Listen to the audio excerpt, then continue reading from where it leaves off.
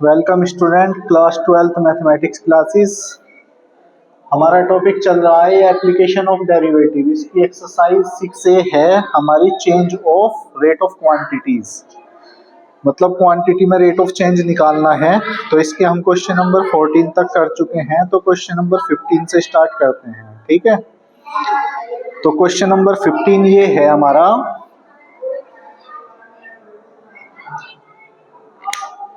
इसने कहा है the water is leaking from a conical funnel at a rate of 5 centimetre की cube per minute. मतलब 1 minute में 5 सेंटीमीटर की क्यूब मतलब लीक हो रहा है। ठीक है, मतलब कम हो रहा है, एक तरह से लीक होने का मतलब यही है। और if the radius and height of the funnel are 5 centimetre and 10 centimetre respectively, मतलब रेडियस 5 है और जो हाइट है वो कितनी है, 10 सेंटीमीटर है। तो find the rate of change of the surface of water, मतलब सरफेस के कम होने का रेट हमें निकालना है। एक तरह से सरफेस का मतलब सरफेस एरिया से नहीं है यहाँ पे, मतलब जो उसका तल है उसका कम होने का, मतलब हाइट के कम होने का रेट ऑफ चेंज निकालना। जबकि उसकी हाइट कितनी थी उस टाइम सरफेस की, 7.5 सेंटीमीटर थी। कहाँ थे, वर्टिक्स से। ठीक है, तो कॉनिकल फनल ऐसा हो, ये क्यों, मतलब कोन के टाइप का हो ना, मतलब ऐसा ये कॉनिकल फनल है। ठीक है, तो ये इसकी टोटल हाइट हो गई ना। तो टोटल हाइट तो कितनी दे रखी है इन्होंने, इसकी 10 सेंटीमीटर है टोटल। ठीक है, और ये रेडियस मान लो ये ए है, ये बी है, ये सी। रेडियस दे रखी है इसकी आर बराबर ये है 5 सेंटीमीटर। ठीक है, और मतलब जो इसमें क्या है, वाटर है, वाटर का लेवल मान लो यहाँ पे था किसी टाइम, और ये कम होता जा रहा है एक तरह से। यहाँ से यहाँ तक की जो हाइट है इसकी वो दे रखी है 7.5। ठीक है, और यहाँ ये ओ डैश मान लो, ये वाली रेडियस इसकी मान लो आर है। ठीक है, तो इसने इसी को कहा कि ये जो सरफेस है इसके कम होने का रेशो निकालना। तो सरफेस कम होने का मतलब सरफेस से मतलब नहीं है, बस हाइट जो कम होती जा रही है इसकी उससे है। तो हाइट के कम होने का रेट ऑफ चेंज निकालना है। ठीक है, इसने दे रखा कहीं का वॉल्यूम का, भाई जो वॉल्यूम हो रहा है मतलब जो लीक हो रहा है इसमें से वाटर, वो वॉल्यूम ही तो कम हो रही है इसकी। तो वॉल्यूम के कम होने का रेट दे रखा है और हमें निकालना है हाइट के कम होने का रेट निकालना। ठीक है, तो ये एंगल हमने थीटा मान लिया यहाँ पे। ठीक है, ये एंगल हमने थीटा मान लिया। तो इस हिसाब से टेन थीटा निकालेंगे हम दो कंडीशन में। तो इस हिसाब से टेन थीटा क्या होगा हमारा, इसके हिसाब से क्या होगा, इस ट्राइंगल के हिसाब से परपेंडिकुलर अपॉन बेस, मतलब एक तरीके से यहाँ पी क्यू मान लो तुम ये। ठीक है, तो ये क्या हो जाएगा, एक तरह से O dash Q upon O dash C, और इस पूरे ट्राइंगल के हिसाब से क्या होगा, ओ बी अपॉन ओ सी। तो अब ये टेन थीटा है, तो इस हिसाब से ओ डैश क्यू क्या है, आर, ओ डैश सी कितना है 7.5। भाई ये तो ओ डैश क्यू हो गया ना हमारा, और ओ डैश सी हो गया 7.5। ठीक है, ओ बी कितना है हमारा, ओ बी पहले से दे रखा है कितना 5, और ओ सी कितना है 10। ठीक है, तो यहां से आर की वैल्यू निकाल लेंगे हम। तो ये मल्टीप्लाई में चला जाएगा इधर, तो r is equal to 5/10 into 7.5। ठीक है, तो क्या हो गया ये आर इज इक्वल टू, भाई ये 5 एकम 5, 5 दूनी 10, तो ये हो गया 75/2 गुना 2 10। तो 5 दूनी 10 और 5 से इसको काटेंगे तो 15। तो कितना हो गया ये, आर इज इक्वल टू 15/4। ये आर की वैल्यू आ गई। ठीक है, अब जो इसने हमें दिया हुआ है वो लो, we are given, we are we are given, दे क्या रखा, वॉल्यूम के कम होने का रेट दे रखा, कितना, मतलब वॉल्यूम वी, मतलब डीवी अपॉन dt कितना दे रखा है, 5 सेंटीमीटर की क्यूब प्रति मिनट, मतलब -5 सेंटीमीटर की क्यूब पर मिनट, ठीक है, मतलब 1 मिनट में इतने सेंटीमीटर कम हो रहा है वाटर, कम हो रहा है इसलिए माइनस लिया है, ये मैंने लास्ट क्लास में बताया था कि जब कम होता है तो माइनस लेंगे, बढ़ेगा तो प्लस होता ही है, ठीक है, पर मिनट दे रखा है, जबकि इसने हमें क्या निकालना, पर सेकंड के हिसाब से हम निकाल लेंगे, तो इसे मिनट को भी कहीं में बदल लो, सेकंड में बदल दो, तो मिनट को सेकंड में बदलने के लिए क्या हो जाता है, -5/16, 60 से भाग हो जाएगा ना, सेंटीमीटर की क्यूब पर सेकंड हो गया ये, ठीक है, और v क्या होता है, v कोण, कोण है ये, तो कोण का वॉल्यूम क्या हो, 1/3 पाई आर स्क्वायर एच, ठीक है, तो ये हो जाएगा d/dt 1/3 pi are square H, यही तो होगा।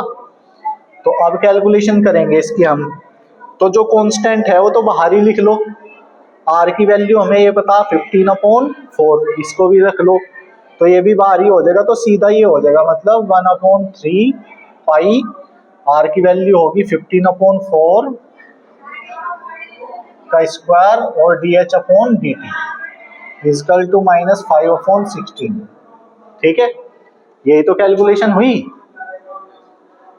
भाई, ये कांस्टेंट ही हो गया ना पूरा, 1/3 पाई, आर भी कांस्टेंट ही हो गया क्योंकि वैल्यू पता, बस एच का रह गया, ठीक है, एच का हमें निकालना है, इसलिए एच कांस्टेंट में नहीं लेने के, एच का तो हमें रेट ऑफ डिक्रीज बताना ही है ना, तो अब कैलकुलेशन करो यहाँ पे, ये तो 1/3 हो गया पाई इंटू ये 15/15/4 और ये dh/dt है इजकल टू -5/16, ठीक है, तो बस ये तो निकालना हमें, ये वाली वैल्यू, बाकी को इधर पहुंचा दो, तो कितना हो जाएगा, dh/dt is equal to -5/16 into 3 into 4 into 4 और अपॉन पाई इंटू 15 इंटू 15, यही तो हुआ।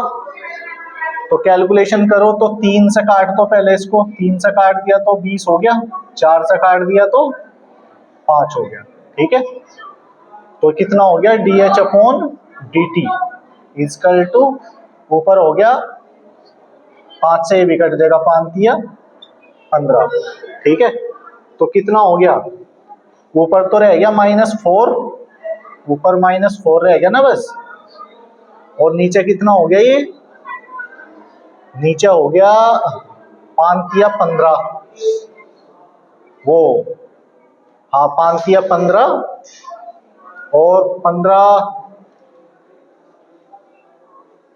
15 की 15 में गुना हो गया 225 हो गया ना,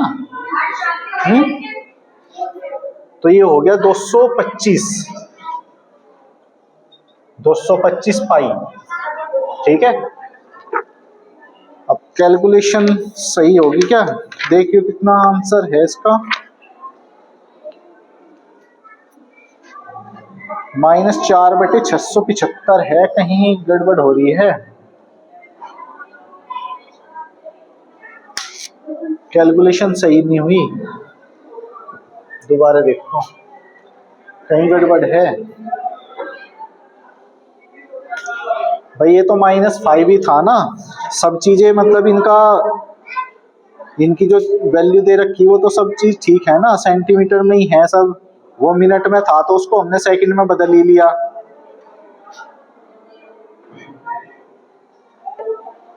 15/5 ही बैठा है ना ये भाई, ये 75/10 हो गया, 5 से काट लिया तो 5 एकम 5 बचे 2, आ गया 5 5 25, ये 2 दूनी 4, 15/4 ही है, ये तो ठीक है, और यहाँ -5 ये 60 है, तो dh/dt इजकल टू, ये कितना हो गया, -5/60 है ना, और इंटू 3 इंटू 4 इंटू 4 और अपॉन 15 इंटू 15 और इंटू पाई, यही तो है।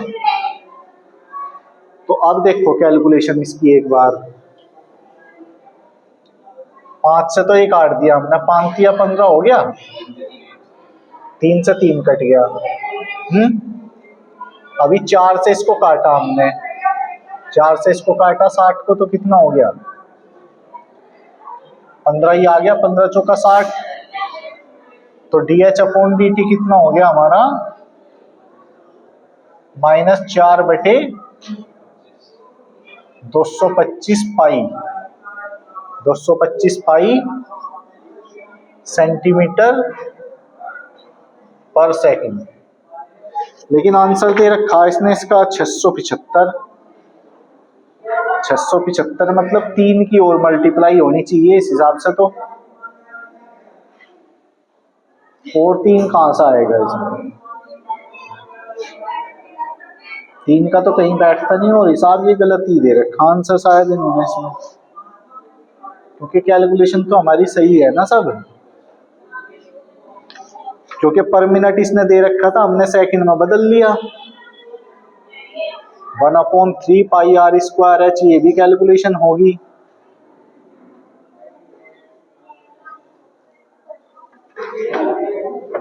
अगर h की वैल्यू हम यहाँ ना भी रखते तो ये हो जाता हमारा h/2, ऐसा करके देख लो एक बार, h/2 बनता। हाँ ये यहाँ नहीं रखनी भाई वैल्यू हमें इसकी, क्योंकि h में इसको कन्वर्ट करेंगे, बाद में इसकी वैल्यू रखी जाएगी, क्योंकि डिफरेंशिएशन में फर्क पड़ेगा इस चीज का,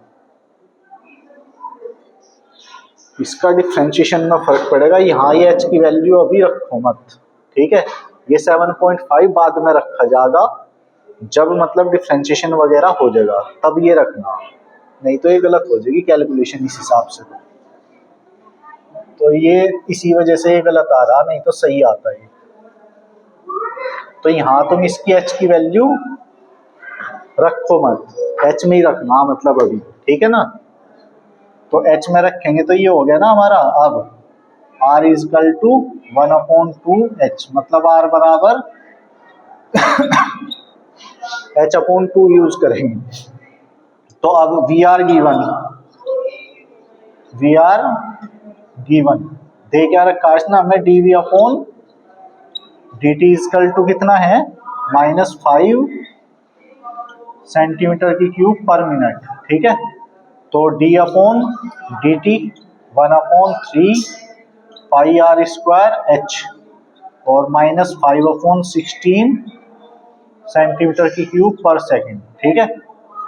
तो अभी देखो r की वैल्यू अब रखेंगे, h/2 रखो, तो d/dt, तो 1/3 पाई r की वैल्यू होगी, मतलब h²/4 हो गया ना, और इंटू h है ये, और -5/16, ठीक है। तो अब देखो ये हो गया h की क्यूब हो गया, ये जो कांस्टेंट है उन्हें बाहर ले लो अब। तो कांस्टेंट आ गया हमारा बाहर क्या, एक तो ये आ गया पाई, और अपॉन 3 इंटू 4, यही तो हो गया ना।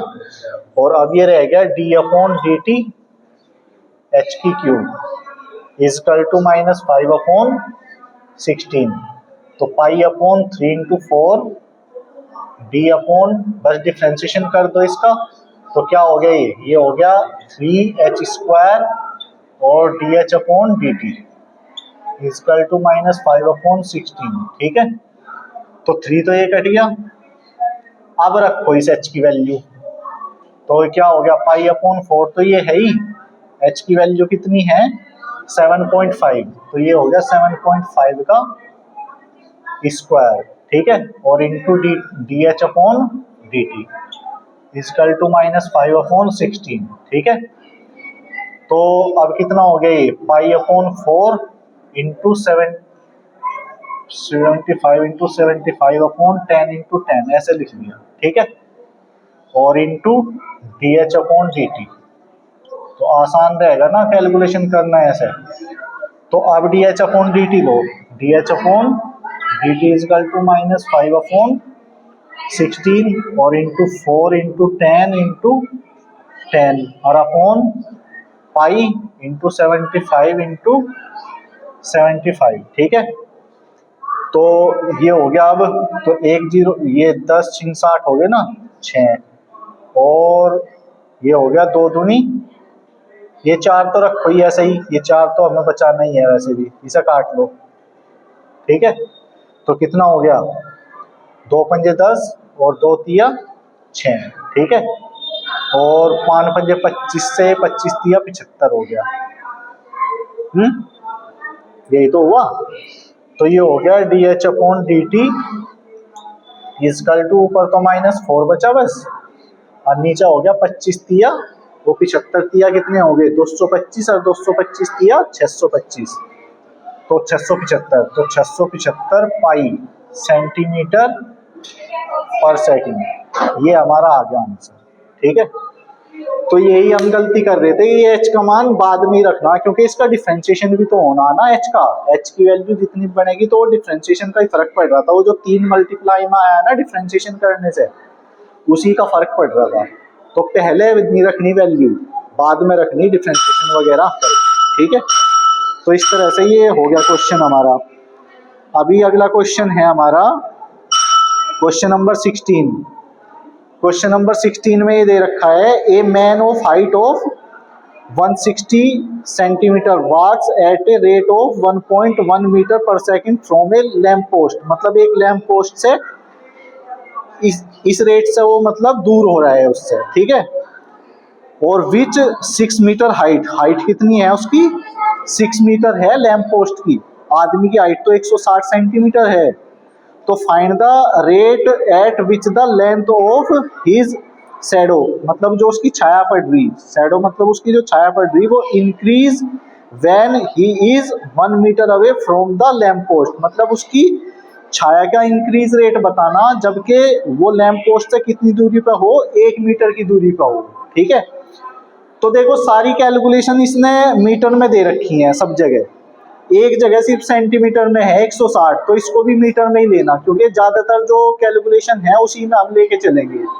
तो मीटर में है तो मीटर में ही लेंगे सारों को, क्योंकि सेम कैलकुलेशन चलनी चाहिए हमारी। तो पहले तो इसको मीटर में ही करना, 160 सेंटीमीटर का मतलब कितना हो गया 100 से डिवाइड, क्योंकि 1 मीटर में 100 सेंटीमीटर हो, तो 1.6 सेंटीमीटर हो गया, 1.6 मीटर हो गया। तो उस हिसाब से कैलकुलेशन इसकी करेंगे। तो क्वेश्चन नंबर ये 16 है, आसान सही क्वेश्चन है ये, ज्यादा डिफिकल्टी नहीं है इसमें कुछ भी।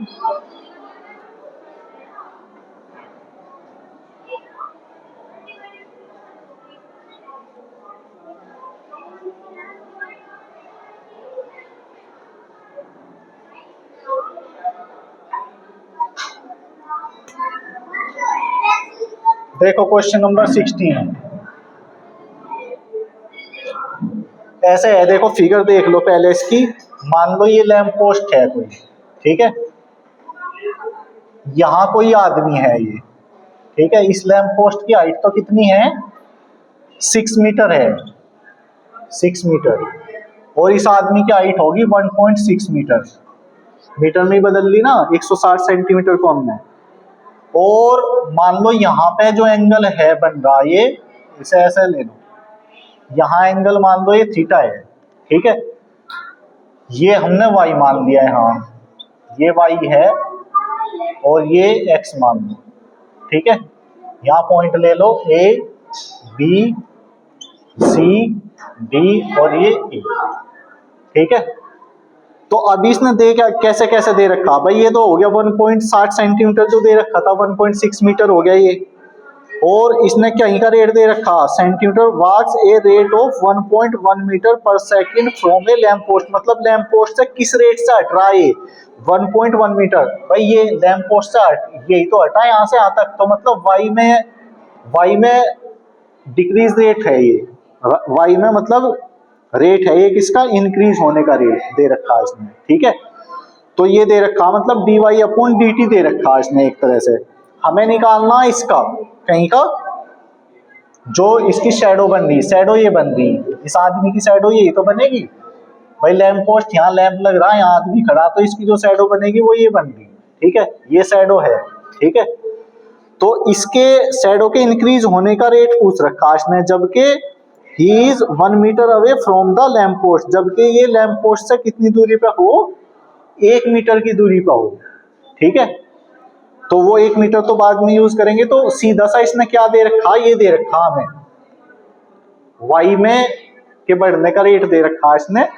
तो दिया क्या है, सीधा सीधा वी आर गिवन, पहले ये वैल्यू निकाल लो उसी तरह, ये tan थीटा दोनों से निकाल लो। tan थीटा क्या होगा भाई, एक तो यहाँ के हिसाब से और एक पूरे के हिसाब से, जैसा अभी भी निकाला था हमने उस क्वेश्चन में।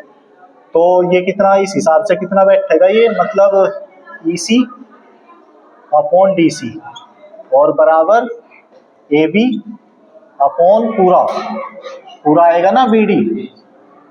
तो कितना बैठेगा ये EC कितना है 1.6, DC कितना है, DC है x और AB है 6 और BD है x प्लस वाई, यही तो है। तो अब इनमें कैलकुलेशन करो तो ये हो गया हमारा कितना, ये हो गया 6x और is equal to 1.6 x plus y. ठीक है, तो इसकी मल्टीप्लाई कर दो अंदर या एक तरफ कर लो, इसको एक ही बात है वो। तो ये हमें कैलकुलेशन पता चल गई, तो मल्टीप्लाई कर लो तुम इसकी, या इधर डिवाइड कर लो, इसको आसान हो जाएगा। 6 अपॉन 1.6x और is equal to x plus y. तो ये पॉइंट हटा दो, तो ये हो गया 6 into 10 upon 16x is equal to x plus y. ठीक है, तो कितना हो गया ये, काट लो इसको, इसे काट लो, या ये हो गया 2 3 6 2 8 16। तो कितना हो गया ये 30 अपॉन, और भी कट जाएगा, ये भी तो कट जाएगा ना, 2 चौक 8 2 पंजे 10। तो कितना हो गया ऊपर 5 या 15 बटे 4x और is equal to x plus y. तो x एक तरफ कर लो, तो x एक तरफ ले आए हम, तो 15 upon 4 minus 1 into x is equal to y, यही तो हो गया। तो कितना हो गया ये 11 बटे 4x और इजकल टू वाई। ठीक है, तो यहीं क्या कर देंगे, इसमें डिफ्रेंशिएट कर दो यहीं के टी से, तो क्या हो जाएगा 11 बटे 4 dx अपॉन dt और इजकल टू ये हो जाएगा dy अपॉन dt। समझ रहे बात। तो अभी क्या लेना हमें, dy अपॉन dt उसने दे ही रखा हमें कितना 1.1 मीटर पर सेकंड के का दे रखा है इसने पहले से ही। तो लिख दो, ये तो 11 अपॉन 4 है ही, और ये dx अपॉन dt है, और ये कितना हो गया हमारा 1.1। तो बस ये निकल ही गया है, तो सीधा dx upon dt is equal to 11 upon 10 हो गया ये, और ये हो गया 4 अपॉन 11। तो ये कट गया, तो कितना आ गया 2 दूनी 4 2 पंजे 10। तो कितना हो गया dx upon dt is equal to 2 upon 5 centimetre per second. तो इस रेशो से मतलब ये क्या है, इंक्रीज हो रही है इसकी शैडो। ठीक है, तो देखो यही आंसर होगा इसका। क्वेश्चन नंबर कितना था ये 16। हाँ 0.4 सेंटीमीटर लिख लो, एक ही बात है, इसने यहीं के यहीं लिख रखा, चाहे इसको 0.4 सेंटीमीटर पर सेकंड लिख लो, एक ही बात है। ठीक है, तो ये करना था इसमें हमें, समझ में आई ये बात। अब क्वेश्चन नंबर 17। क्वेश्चन नंबर 17 आसान सा ही क्वेश्चन है बिल्कुल। इसमें क्या करना हमें, उसने कॉस्ट दे रखी है, मतलब क्वेश्चन नंबर 17 में the total cost CX, total cost को CX से रिप्रेजेंट कर रहा है, production of X unit of object in rupees in represented by the CX, मतलब कोस्ट को कहीं से रिप्रेजेंटेड कर रहा CX से। तो find its marginal cost for the production of 6 unit, मतलब हमें क्या निकालना, फाइंड द मार्जिनल कॉस्ट निकालनी। मार्जिनल कॉस्ट का मतलब ये है कि DC अपॉन DX निकालना हमें एक तरह से, ये सी तो दे रखा, बस सीधा करना, d c upon d x निकालना। ये ध्यान रखना कि अगर कॉस्ट सी एक्स है तो मार्जिनल कॉस्ट क्या हो हमारी, d c upon d x हो बस। तो ये सीधा ही निकालना, इसमें ज्यादा लंबा चौड़ा कुछ नहीं करना हमें। ये सी एक्स इसने दे ही रखा हमें, सी एक्स क्या है 0.05 एक्स की क्यूब और माइनस 0.02 एक्स स्क्वायर और प्लस 30x और प्लस 4000। तो ये सी एक्स है, मतलब सी है ये। तो इसको डिफ्रेंशिएशन करना कहीं से x के रेस्पेक्ट, तो differentiate with respect to x। तो ये सीधा हो गया ना d c upon d x हो गया बस। सी एक्स का मतलब तो ये है कि c की वैल्यू x की टर्म में है, तो c है वो। तो d c upon d x हो गया, बस डिफ्रेंशिएशन कर दो। इसका कितना हो गया 0.05 इंटू 3 एक्स स्क्वायर और माइनस 0.02 इंटू 2x और प्लस 30 और प्लस 0, ये हो गया। तो d c upon d x कितना हो गया 5 या 15 0.15 हो गया एक्स स्क्वायर और माइनस 2 दूनी 4 0.04 एक्स और प्लस 30।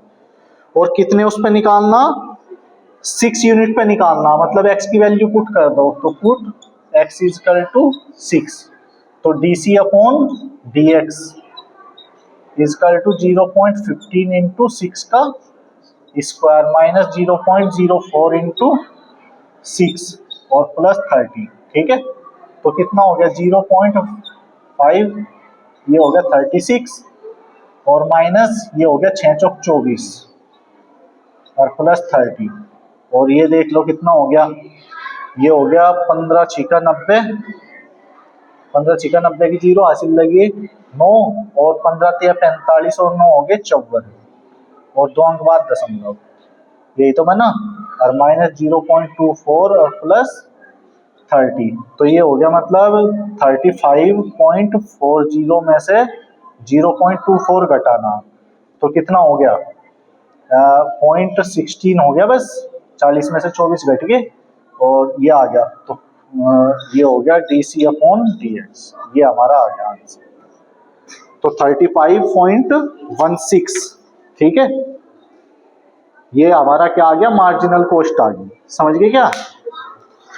और क्वेश्चन नंबर 18 बिल्कुल इसी की तरह है, बस इसमें क्या दिया, the total revenue of selling of x unit A product is represent, ये रिवेन्यू दे रखी, मतलब रिवेन्यू को आर से रिप्रेजेंट कर रहे, तो ये आर एक्स है।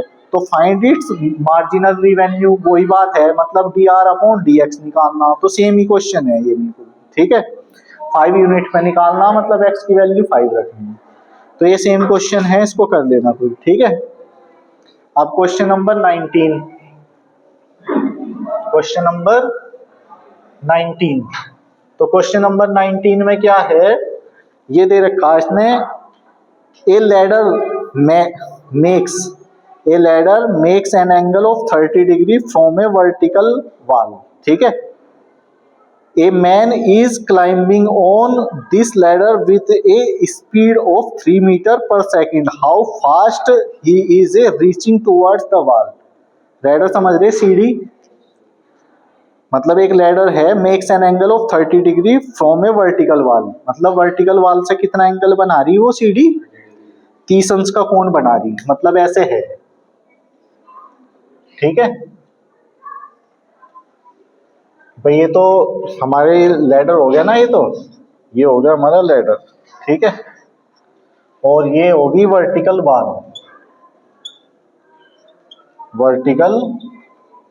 बार, तो इससे कितना एंगल बन रहा है, 30 डिग्री एंगल बन रहा, ठीक है।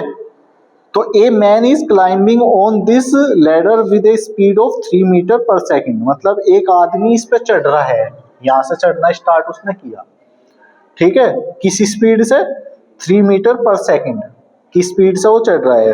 तो how fast he is reaching towards the wall, मतलब वो वॉल की तरफ किस स्पीड से आगे बढ़ रहा, सीढ़ी का तो बढ़ने का उसने दे दिया, वॉल की तरफ किस स्पीड से वो बढ़ रहा ये बताना, ठीक है। तो मान लो ये तो x है, ये पॉइंट ले लिया ऐसे ऐसा, मान लो ये तो x है और ये y है, ठीक है, लेट कर लिया ये हमने। तो x के बढ़ने की रेट तो उसने दे रखी है, हमें y के बढ़ने की रेट बतानी है, क्योंकि y हो गया मतलब दीवार की तरफ बढ़ना और ये सीढ़ी की तरफ बढ़ना। ठीक है, तो ये हमने दोनों चीज लेट कर ली। हाँ, तो लेट कर लिया हमने क्या, let AC is equal to x और BC बराबर y। ठीक है, तो दे क्या रखा इसने हमें, VR गिवन इसने दे रखा हमें dx अपॉन dt। भाई सीढ़ी पे चढ़ने की रेट दे रखा ना इसने, कितना, 3 metre per second, 3 metre per second. हमें फाइंड करना dy अपॉन dt हमें फाइंड करना है। अब इसने और तो कुछ दे नहीं रखा, तो इस tan 30 के हिसाब से इनमें रिलेशन बना लेंगे हम। भाई tan ये है, ये 30 अंश है, तो ये तो क्या है, परपेंडिकुलर, ये हाइपोटेन्स। ठीक है, तो क्या हो गया, मतलब ये होगा परपेंडिकुलर अपॉन हाइपोटेन्स, मतलब साइन हो गया, साइन ही होगा ना, साइन 30 अंश equal to BC upon AC, यही तो होगा। तो साइन 30 की वैल्यू 1/2 हो गई है। BC कितना है हमारा, BC हमने ये y मानना ही है और ये x है, यही तो है। तो इसीलिए मतलब एक तरीके से क्या हो गया, x इक्वल टू कितना हो गया, एक तरह से y/2, x की जगह कितना हो गया,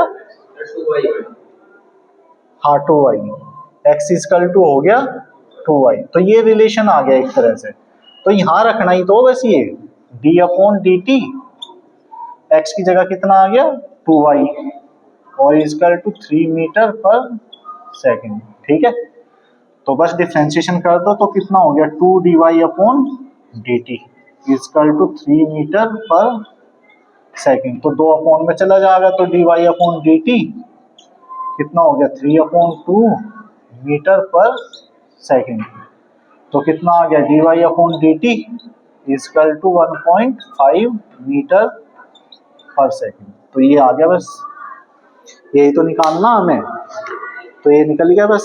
और तो कुछ इसने दे ही नहीं रखा इसमें ना, और कोई चीज हमें इसमें निकालनी है, तो ये इसका आंसर है 1.5 मीटर पर सेकंड। ठीक है, तो ये क्वेश्चन भी हो गया हमारा। अब क्वेश्चन नंबर 20, क्वेश्चन नंबर 20 में ये दे रखा, the end of a 20 metre long ladder is on the floor, मतलब वही है, लैडर का एक एंड तो कहीं पे है, फ्लोर पे है, और एक है and the other and is the contact of vertical wall, मतलब एक एंड फ्लोर पे है, एक वॉल पे है, यही कंडीशन है, मतलब सेम। तो चित्र तो ऐसा ही बनेगा हमारा, बस इसमें जो चेंज होगा वो कर लेंगे।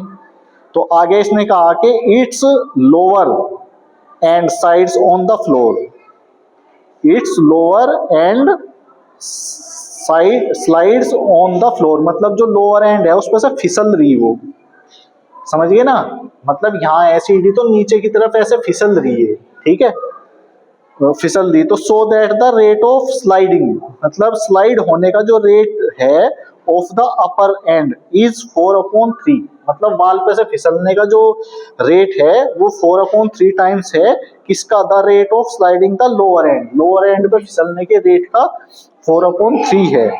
ये हमें प्रूव करना, ये हमें प्रूव करना इस क्वेश्चन में। ठीक है, तो और क्या कहा, when the lower end is 16 metre away from the wall, मतलब जो लोअर एंड है वो कितना है, 16 मीटर है, ये दे रखा उसने अपनी बात। ये तो सेम इसी तरह हैं चीजें, ये एक्स वैक्स हटा दो सब यहाँ से। तो सेम कंडीशन है वैसे तो ये, लेकिन ये कितना दे रखा इसने इस बार, ये 16 मीटर है, मतलब जो लोअर एंड है लेडर का वो यहाँ है, वाल से कितना 16 मीटर दूर है।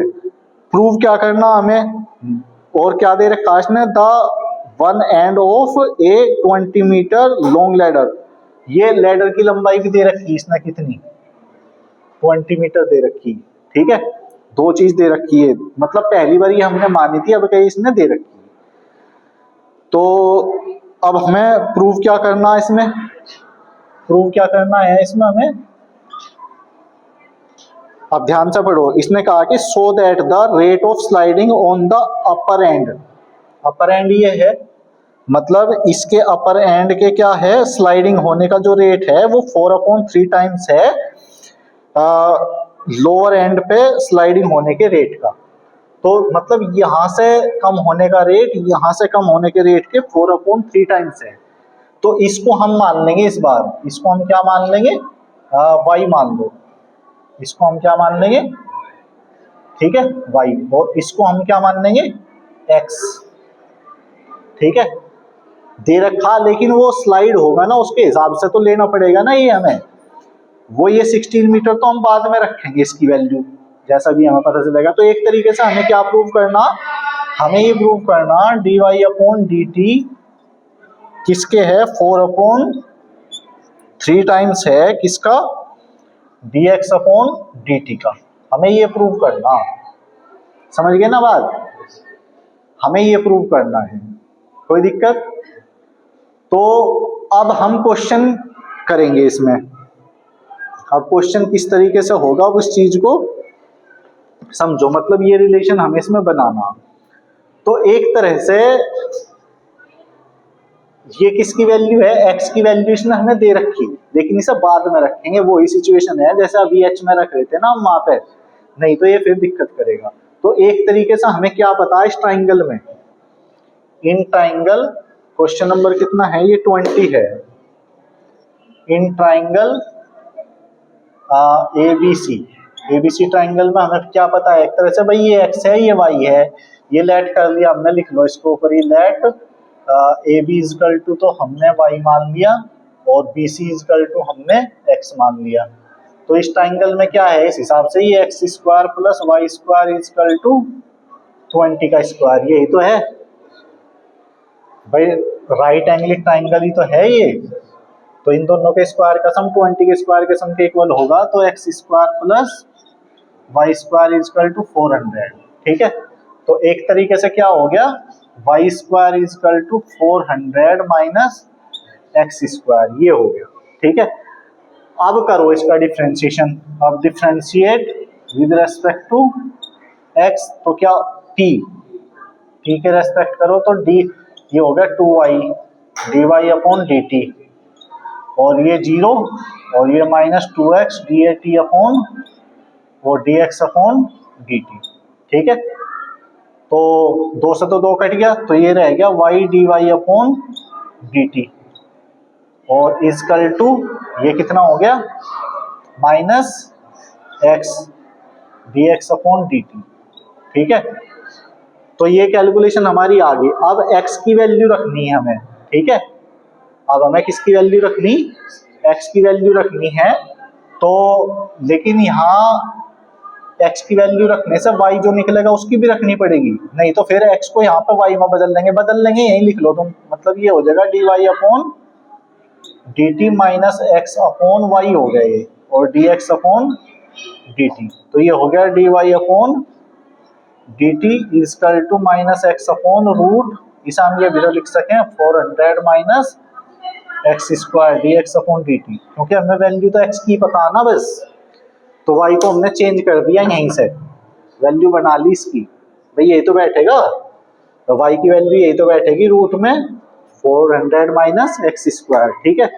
तो अभी कैलकुलेशन करो, अब dy/dt इजकल टू माइनस 16 हो गया, और अपॉन रूट 400 माइनस 16 का स्क्वायर, और dx/dt, तो क्या हो गया dy/dt is equal to minus 16 upon root 400 minus 256 dx/dt, ठीक है ना। तो कितना हो गया ये हो गया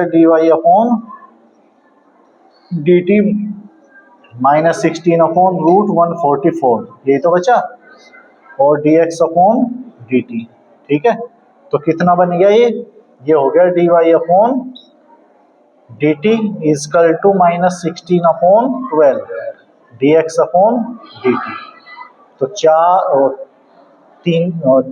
चौक 16 और 4 तिया 12, तो कितना आ गया dy/dt is equal to minus 4/3 dx upon dt, और माइनस का साइन तो सिर्फ किसको रिप्रेजेंट करे, घटने को करे। भाई घटने का ही तो सिंबल है ये, भाई ये भी घट रहा और ये भी घट रहा, तो इसलिए माइनस का कोई फर्क नहीं है। मतलब ये हमें प्रूव करना था बस सीधा सीधा, क्योंकि माइनस तो दोनों ही है, ये भी डिक्रीज हो रहा है, ये भी डिक्रीज हो रहा, तो माइनस का मतलब तो डिक्रीज होना है बस, ठीक है। तो ये हमें प्रूव करना था बस, ठीक है ना। तो ऐसा होना था, ये आ गया समझ में। तो इस टाइप के क्वेश्चन है, इसमें मतलब समझने की बात है, बस थोड़ी सी यही चीज निकालनी। इसमें किसी में रेट ऑफ चेंज दे रखा, किसी में निकालना है। पहले वैल्यू नहीं रखनी, पहले वैल्यू नहीं रखनी, जो भी दे रखी वो डिफरेंशिएशन के बाद रखनी, नहीं वो गलत हो जाएगा ना, क्योंकि वो डिफरेंशिएशन करने के बाद एग्जैक्ट होगा ना वो। तो बस ये ध्यान रखना, वहां भी हम यही गलती कर रहे थे उस क्वेश्चन में। वो सही हमने डिफरेंशिएशन के बाद रखा तो ठीक आया ना फिर वो, तो डिफरेंशिएशन के बाद वैल्यू रखनी, ठीक है। तो ये एक्सरसाइज हमारी हो गई कंप्लीट। इसमें हमने ये पढ़ाई है कि rate of change of quantities, quantities में रेट ऑफ चेंज पढ़ा है हमने, और रेट ऑफ चेंज वही है, मतलब dy अपॉन dx का मतलब है कि rate of change of y with respect to x, और अपॉन में t है तो विद रेस्पेक्ट टू t।